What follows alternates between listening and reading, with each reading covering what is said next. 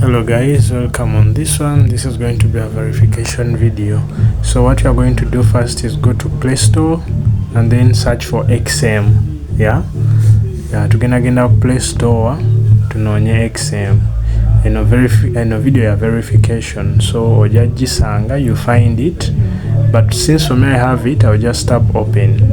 But for you, you will have to what? You'll have to install the app, okay? So nze ngenda kunyiga open njigulewo then mbatwale ku process so please mwetegereze nnyo video eno engeri gye mulina okuverifyingamu accounts zammwe so that temufuna buzibu na transaction, okay?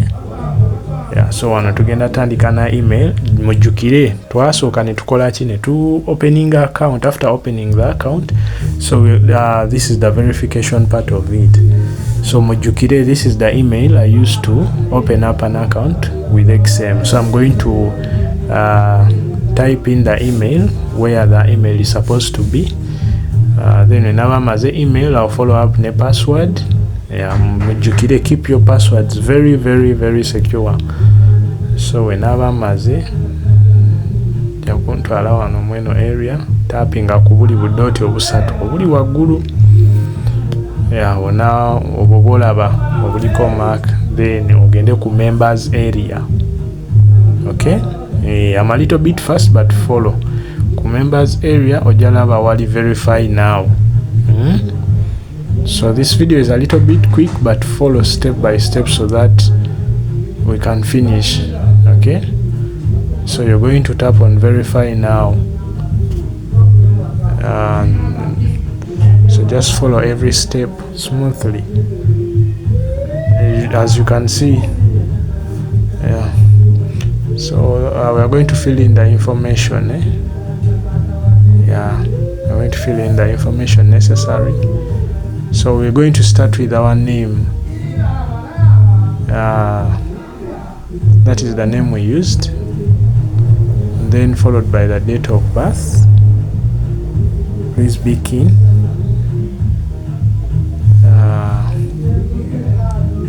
Tunaba tumaze date of birth. Bananga ngenda kuba mixinga. So tujja kusooka tukole erinnya, tukole date of birth, then tudeko address waawo oli wogulirawo na account. Naye mujjukire US citizens are not supported. Kati gulawo nga oli mu Uganda era njikoledde ba Uganda.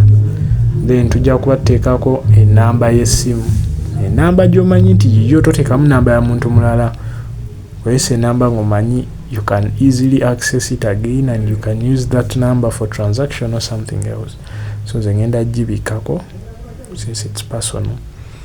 Then kati investor profile bano baba kubuuza ebibuuzo oba wali trading zeko before. Ebyo kati oli no biddamu onabo mazo biddamu. Then party ebeddako eba ya ku verifying like national ID. Kati wano ino soka no rejecting that you're not a US citizen. Then wamala you upload your documents. So tugenda ku verifying our documents. Press continue, then we tap on start verification. Okay, kati have your IDs closed. Make sure you have your IDs closed as it is loading following. Okay, kati wano you have to consent kiriza, then when you tapping ku verify me. Kati know the ID type gy'okozesa. First of all, start with your country. Tuli mu Uganda, right? So tuba tugenda kunoonya Uganda weri, tunoonye ID ki gye tukozesa. Tugenda kozesa national ID oku verifying, then we allow access while using the website. So wano tugenda teeka in front of the ID first, masoga ID so it will verify it automatically. Gwe kasito giteekawo ejja kugiscanninga then verify it. Oba sichi, you can click where a photo is down there nogikuba ekifaananyi, okay? So we are going to align the ID right tugikuba ekifaananyi, okay? Then tunaba tumaze okuba ID mu maaso, we are going to turn to the back of the ID. So tugenda kuba ID amabega ki ekifaananyi nawo naye banange like kino ekintu kye tuli mu kukola, it's to boost our financial statuses. Tuli wansi nnyo ng'Abannayuganda ng'abavubuka abato, but if we can learn such skills kijja tuyambako ku boosting our livelihoods. So mbadde nsaba twegatte tusobole okukola kino ekintu. Buli amanyi embeera ye situation gyalimu nti si nnyangu, joininga tandika ne kyolinawo tulabe engeri gye tupushingamu obulamu. So kino nkireese nandibadde nsirika, but I've brought it because I want to help everyone. So wano tugenda kuteekawo facial.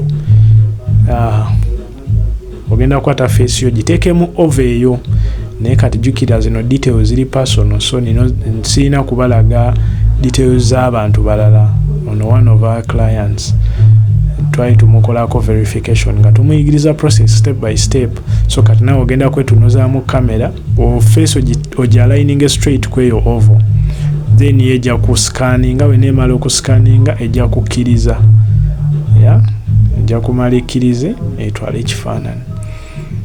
It's high time to work. Njagala abantu abali serious be baba banjoininga tusobole okupushinga tukyuse obulamu. Kano ke kaseera, era nzikiriza kano ke kaseera Mukama kategese ak'okukyusa obulamu. So abagenda okutambula wamu nange muno olugendo, you're welcome. So this was the verification video, era nga process wogirabye we tulina okugifollowinga. So kati ogenda kulaba nga wale waggulu awalika icon k'omutwe nga eri wa green.